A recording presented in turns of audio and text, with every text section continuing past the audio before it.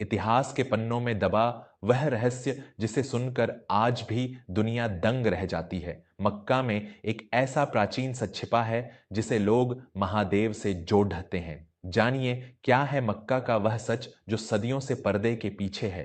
संसार में कुछ रहस्य ऐसे होते हैं जो समय की धूल के नीचे दब तो जाते हैं लेकिन कभी मिटते नहीं।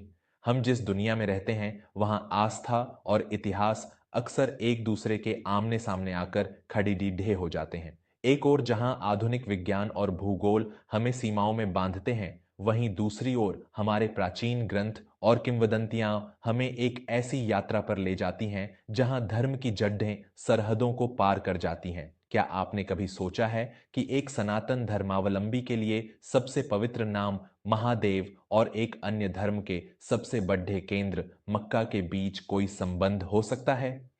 अक्सर लोग इस विषय पर बात करने से कतराते हैं, लेकिन इतिहास की कुछ खामोश गूंज ऐसी है जो आज भी जिज्ञासु मन को झकझोर देती है।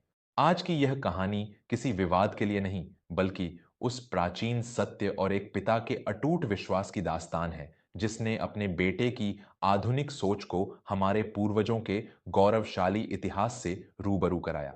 काशी के 80 घाट के पास एक बहुत ही पुरानी और जर्जर सी हवेली थी जहां पंडित भैरव दत्त जी अपने परिवार के साथ रहते थे। भैरव दत्त जी केवल एक कर्मकांडी ब्राह्मण नहीं थे, बल्कि वे प्राचीन लिपियों और इतिहास के बहुत बद्ध खोजी थे।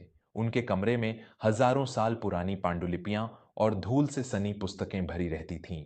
उनका पूरा जीवन इस बात की खोज में बीता था कि सनातन संस्कृति का विस्तार प्राचीन काल में कहां कहां तक था।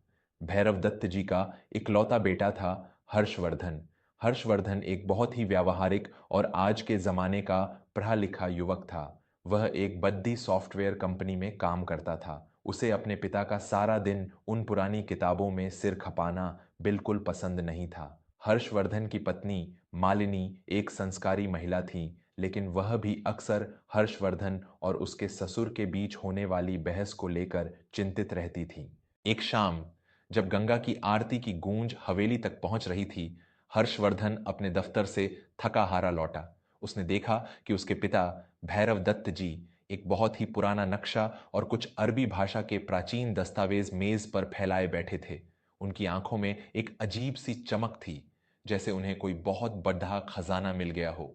हर्षवर्धन ने चिढ़ते हुए कहा, पिताजी, अब इस उम्र में आप ये क्या अरब और ईरान के नक्शे लेकर बैठ गए हैं? क्या फायदा है इन सब पुरानी बातों का? दुनिया चांद पर पहुंच गई है और आप अभी भी हजारों साल पुराने पत्थरों का रहस्य ढूंढ रहे हैं। भैरव दत्त जी ने बहुत ही शांत भाव से अपनी आंखों से चश्मा उतारा और हर्षवर्धन की ओर देखा। उन्होंने गहरी आवाज में कहा, बेटा, जो पेडैच अपनी जड्ढों को भूल जाता है वह बहुत जल्दी सूख जाता है। तू जिसे पत्थर कह रहा है वह इतिहास का वह साक्ष्य है जो आज भी पुकार पुकार कर कह रहा है कि सत्य क्या है। तूने कभी मक्केश्वर महादेव का नाम सुना है? हर्षवर्धन हंस पड़ा। मक्केश्वर महादेव? पिताजी, आप भी कैसी बातें कर रहे हैं? मक्का तो दूसरे धर्म का केंद्र है, वहां महादेव कहां से आए? यह सब सोशल मीडिया की मनगढ़ंत कहानियां हैं। भैरव दत्त जी का चेहरा गंभीर हो गया। उन्होंने एक पुरानी किताब खोली जिसके पन्ने पीले पड़ीडीडीएच चुके थे। उन्होंने हर्षवर्धन को अपने पास बुलाया और बोले, बैठ हर्षवर्धन, आज मैं तुझे वह कहानी सुनाता हूं जिसे सुनकर तेरी रूह कांप जाएगी और तुझे समझ आएगा कि मक्का का वह रहस्य क्या है जिसे सदियों से एक कैद करके रखा गया है। दोस्तों, आज की युवा पीढ़ी अक्सर हमारे प्राचीन ग्रंथों और गौरवशाली इतिहास को केवल कहानियां समझकर टाल देती है। लेकिन जब हम इतिहास की परतों को हटाते हैं तो हमें वह सच दिखाई देता है जो हमारे अस्तित्व का आधार है। एक पिता जब अपने बेटे को अपनी संस्कृति और जड़ी डीडीओ के बारे में बताता है तो वह केवल ज्ञान नहीं देता, बल्कि उसे अपने आत्मसम्मान से परिचित कराता है। अगर आपको भी लगता है कि हमारे पूर्वजों का इतिहास और महादेव की महिमा सीमाओं से परे है, तो हमारे इस परिवार वर्मा स्टोरीज को अभी सब्सक्राइब करें। आपका एक सब्सक्राइब हमें यह शक्ति देता है कि हम दुनिया के सामने इन दबे हुए रहस्यों और भावनाओं को पूरी सच्चाई के साथ ला सकें। अपने गौरवशाली इतिहास से जुड़ने के लिए वर्मा स्टोरीज चैनल को सब्सक्राइब जरूर करें। भैरव दत्त जी ने कहानी सुनानी शुरू की। उनकी आवाज में एक ऐसी गूंज थी कि हर्षवर्धन भी खामोश होकर सुनने लगा। भैरव दत्त जी बोले, बेटा, आज से हजारों साल पहले, इस्लाम के उदय से भी बहुत पहले, अरब की धरती पर मूर्ति पूजा और कबीलाई संस्कृति का बोलबाला था। उस समय वहां एक बहुत ही विशाल और भव्य मंदिर हुआ करता था। प्राचीन ग्रंथों और सैर उल ओकुल नामक पुस्तक के अनुसार सम्राट विक्रमादित्य ने अपनी विजय यात्रा के दौरान अरब तक अपना साम्राज्य फैलाया था। वहां उन्होंने एक बहुत ही दिव्य शिवलिंग की स्थापना की थी, जिसे मक्केश्वर महादेव कहा जाता था। हर्षवर्धन ने बीच में टोकते हुए पूछा, लेकिन पिताजी, सम्राट विक्रमादित्य वहां तक कैसे पहुंच सकते थे? भैरव दत्त जी ने एक दस्तावेज हर्षवर्धन की ओर बढ़ाते हुए कहा, यह देख, तुर्की की एक लाइब्रेरी में सम्राट विक्रमादित्य का एक शिलालेख मिला है, जिसमें स्पष्ट लिखा है कि उन्होंने अरब की उस धरती पर विद्वानों और ब्राह्मणों को भेजा था ताकि वे धर्म का प्रचार कर सकें। वहां के काबा में आज भी जो हजरे अस्वद काला पत्थर है, प्राचीन ग्रंथों में उसे ही संघ ए अस्वद यानी काला पत्थर कहा गया है, जो साक्षात महादेव का रूप माना जाता था। मालिनी भी पास आकर बैठ गई थी। उसने हैरानी से पूछा, तो फिर पिताजी, वहां महादेव कैद कैसे हो गए? भैरव दत्त जी की आंखों में एक उदासी छा गई। उन्होंने बताया, जब समय बदला और वहां नई मान्यताओं का उदय हुआ, तो प्राचीन मंदिरों और मूर्तियों को हटा दिया गया।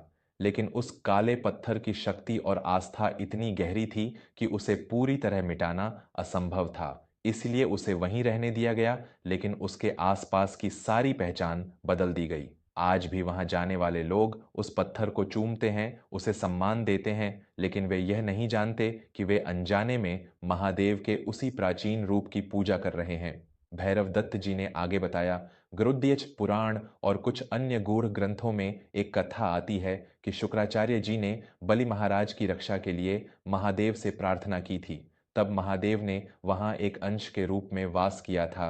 किंवदंती है कि महादेव वहां उस पत्थर में आज भी कैद हैं, और जब तक गंगा जल उन पर नहीं चढ़ता, वे जागृत नहीं होंगे। लोग कहते हैं कि काबा के पास जो जमजम का कुआं है, वह प्राचीन काल में महादेव के अभिषेक के लिए गंगा जल का ही एक स्रोत माना जाता था। हर्षवर्धन अब और ज्यादा उत्सुक हो गया था। उसने पूछा, पिताजी, क्या इसका कोई वैज्ञानिक प्रमाण भी है? भैरव दत्त जी ने मुस्कुराते हुए कहा, विज्ञान भी इस बात पर दंग है कि उस पत्थर की बनावट दुनिया के किसी भी अन्य पत्थर से मेल नहीं खाती। वह एक खगोलीय पिंड जैसा लगता है। वहां आज भी परिक्रमा की जाती है, जो कि हिंदू धर्म की ही एक मुख्य पद्धति है। वहां के लोग आज भी जो वस्त्र पहनते हैं, वे बिना सिले हुए सफेद वस्त्र होते हैं, ठीक वैसे ही जैसे हमारे यहाँ यज्ञ या पूजा में पहने जाते हैं। ये सारी कड़िडियां एक ही ओर इशारा करती हैं कि मक्का की उस धरती के नीचे महादेव का एक बहुत बड़ा सत्य आज भी छिपा हुआ है। इतिहास की ये परतें जब खुलती हैं, तो हमें एहसास होता है कि जो हम आज देख रहे हैं, वह सच का केवल एक हिस्सा है। महादेव ब्रह्मांड के कण कण में बसे हैं, और मक्का का वह रहस्य हमें यह याद दिलाता है कि आस्था कभी नहीं मरती, वह बस अपना रूप बदल लेती है। अगर महादेव के इस प्राचीन रहस्य और भैरव दत्त जी के इस ज्ञान ने आपकी आंखों को खोल दिया है और आपको अपनी सनातन संस्कृति पर और भी गर्व महसूस हो रहा है, तो वर्मा स्टोरीज से जुड़कर इस ज्ञान को पूरी दुनिया तक पहुंचाने में हमारा साथ दें। चैनल को अभी सब्सक्राइब करें, ताकि हम ऐसे ही अनकहे सत्यों को आप तक पहुंचाते रहें। आपका एक सब्सक्राइब हमारे लिए बहुत बड़ा संबल है। कृपया वर्मा स्टोरीज को सब्सक्राइब जरूर करें। भैरव दत्त जी की बातों ने हर्षवर्धन के मन के सारे संशय मिटा दिए थे। वह जो कल तक अपने पिता का मजाक उड़ाता था, आज उनकी विद्वता के आगे नतमस्तक था। हर्षवर्धन को समझ आ गया था कि उसके पिता किसी पत्थर के पीछे नहीं, बल्कि उस खोई हुई पहचान के पीछे भाग रहे थे, जो हम भारतीयों का गौरव है। तभी हवेली के बाहर बिजली कड़छकी और बारिश शुरू हो गई। भैरव दत्त जी ने एक लंबी सांस ली और कहा, बेटा, महादेव कहीं कैद नहीं हो सकते। वे तो महाकाल हैं, वे तो बस समय का इंतजार कर रहे हैं। जिस दिन मानवता फिर से अपनी जड्ढों की ओर लौटेगी, उस दिन हर पर्दा उठ जाएगा। मक्का में वह शिवलिंग आज भी एक मूक साक्षी बनकर खड़ा है, जो हमें याद दिलाता है कि सत्य को आप दबा सकते हैं, लेकिन उसे मिटा नहीं सकते। हर्षवर्धन ने अपने पिता के पैर छुए और बोला, पिताजी, आज आपने मुझे जीवन का सबसे बड़ा सबक दिया है। मैं अपनी आधुनिकता के घमंड में अंधा हो गया था। अब मैं भी इन प्राचीन ग्रंथों को पढ़ना चाहता हूं और दुनिया को बताना चाहता हूं कि हमारे महादेव कहां कहां तक फैले हुए हैं। मालिनी ने भी मुस्कुराते हुए कहा, पिताजी, आज से मैं भी आपकी मदद करूंगी। हम मिलकर इन पांडुलिपियों को सहेजेंगे। भैरव दत्त जी की आंखों में खुशी के आंसू आ गए। उन्हें महसूस हुआ कि उनका जीवन सफल हो गया है। उनकी विरासत अब सुरक्षित हाथों में थी। पूरे नगर में यह बात फैल गई कि हर्षवर्धन अब अपने पिता के साथ प्राचीन इतिहास की खोज में लग गया है। लोग अब उन पुरानी किताबों को सम्मान की नजरों से देखने लगे। मक्का का वह रहस्य जो केवल एक विवाद लगता था, अब लोगों के लिए जिज्ञासा और गौरव का विषय बन गया था। हर्षवर्धन अक्सर अपने दफ्तर के साथियों को बताता, सत्य वह नहीं है जो हमें दिखाया जाता है, सत्य वह है जो हमारे पूर्वजों ने अपनी आंखों से देखा और अपने ग्रंथों में सुरक्षित रखा। महादेव सीमाओं के मोहताज नहीं हैं, वे तो उस मक्का की तप्त रेत में भी शांति और शक्ति का प्रतीक बनकर आज भी विद्यमान हैं। दोस्तों, मक्का में महादेव का होना केवल एक विश्वास नहीं, बल्कि इतिहास की वह अनकही गूंज है जो सदियों से हमें अपनी ओर बुला रही है। भगवान शिव तो सर्वव्यापी हैं, वे मक्का में हों या काशी में, वे हमारे भीतर बसे हैं। लेकिन अपनी जडड्डियाहों के इतिहास को जानना और उसका सम्मान करना हमारा परम कर्तव्य है। हमें अपनी संस्कृति पर कभी शर्मिंदा नहीं होना चाहिए, क्योंकि हम उस महान परंपरा के उत्तराधिकारी हैं जिसका साम्राज्य पूरी दुनिया में फैला हुआ था। अगर हर्षवर्धन के इस हृदय परिवर्तन और मक्का के इस रोंगटे खड़ी डी रहे कर देने वाले रहस्य ने आपकी आत्मा को भी झकझोर दिया है, तो हमारे इस परिवार वर्मा स्टोरीज को अभी सब्सक्राइब करें। इस कहानी को अपने दोस्तों और परिवार के साथ इतना शेयर करें कि हर भारतीय को अपनी प्राचीन संस्कृति और महादेव की शक्ति का एहसास हो सके। कमेंट में हर हर महादेव जरूर लिखें और बताएं कि क्या आप भी मानते हैं कि महादेव का साम्राज्य सरहदों से परे है। आपकी राय का हमें हमेशा इंतजार रहता है। सच्चाई, इतिहास और संस्कारों की इस अद्भुत यात्रा में हमारे साथ बने रहने के लिए वर्मा स्टोरीज चैनल को सब्सक्राइब करना बिल्कुल न भूलें। धन्यवाद।